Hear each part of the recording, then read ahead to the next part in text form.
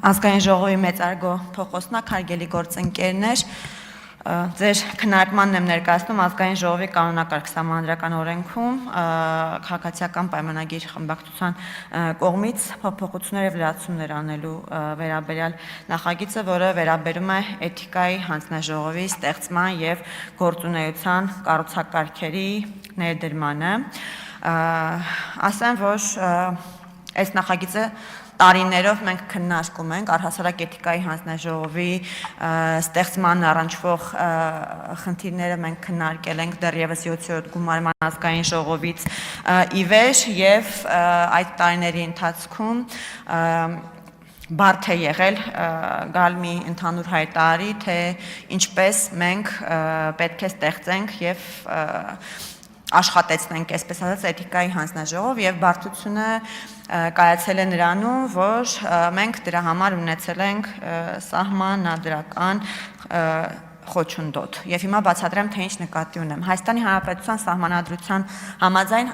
ազգային ժողովի էթիկայի հանձնաժողովը ժամանակավոր հանձնաժողով է եւ էթիկայի կանոնների հնարավոր ենթադրյալ խախտման յուրաքանչյուր դեպքի առիթով պետք է ստեղծվի առանձին էթիկայի հանձնաժողով եւ դեռևս 7-րդ գումարումից ի վեր մենք խնդիր ենք տեսել դրանում հաշվի առնելով այն հանգամանքը, որ եթե յուրաքանչյուր ենթադրյալ խախտում էթիկայի կանոնների գա լիագումար նիստում քննարկվի եւ լիագումար նիստով ազգային ժողովը որոշում կայացնի ստեղծի հանձնաժողով թե ոչ, նախ դա բերում է նրան, որ արդեն իսկ հարցը քննարկվում է եւ պատգամավորը կարող է հանրության ընկալումներում արդեն իսկ էթիկայի կանոնները խախտած որակվել, անկախ նրանից թե էթիկայի հանձնաժողովը հետագայում կստեղծվի թե ոչ եւ ստեղծվելու դեպքում ինչ եզրակացության կհանգի։ Մյուս խնդիրը, որ մենք տեսել ենք նման բան անելու հարցում եղել է այն, որ հարցը կարող է քաղաքականացվել։ Ամեն անգամ առանձին պատգամավորի վերաբերյալ որոշում կայացնելու դեպքում հարցը կարող է քաղաքականացվել, իսկ էթիկայի հանձնաժողով ստեղծելու եւ առհասարակ պատգամավորի բարեվարկության կանոնները իրենք քաղաքական հարցեր չեն, դրանք կարծում եմ ժողովրդավարական մշակույթին առնչվող հարց է եւ քաղաքական մշակույթին առնչվող հարց է, որ պետք է լինի կոնսենսուս քաղաքական ուժերի միջև պատգամավորի բարեվարկության ապահովման ուղղությամբ հնարավոր ամեն բան անելու առումով եւ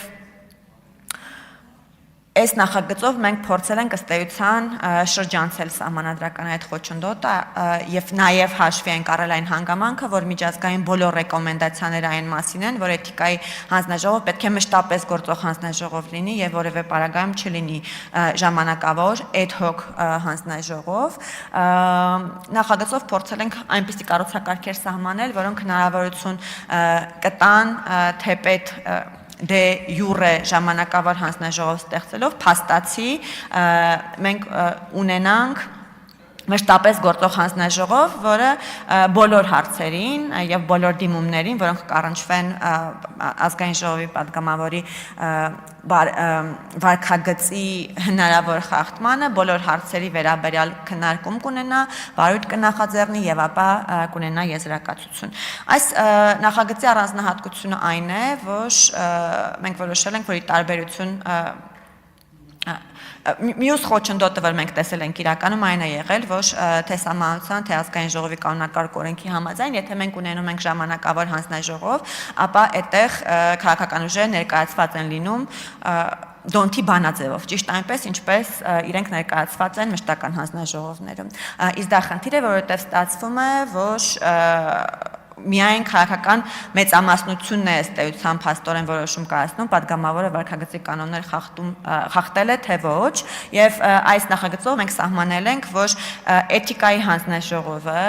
առանձնահատուկ կլինի ազգային ժողովում այն առումով, որ ի տարբերություն մյուս հանձնաժողովի այստեղ մենք կունենանք պարիտետային ներկայացվածություն, այսինքն կառավարող մեծամասնությունը եւ հավաքական ընդդիմությունը ներկայացված կլինեն հավասարապես։ Մենք նախատեսել ենք նաեւ, որ խմբակցությունները նշանակումներ կանեն այդ հանձնաժողովներում ոչ միայն անդամների, այլ նաև նախագահների եւ փոխնախագահների առումով եւ այն դեպքում, երբ նախագահը կլինի ընդդիմադիր խմբակցությունից, ապա փոխնախագահը կլինի կառավարող մեծամասնությունից եւ հակառակը, եթե նախագահը կլինի կառավարող մեծամասնությունից, նախագահողը կլինի փոխնախագահը կլինի ընդդիմադիր խմբակցությունից։ Հավանիր տեսանյութը եւ բաժանորդագրվիր նորությունները բաց չթողնելու համար։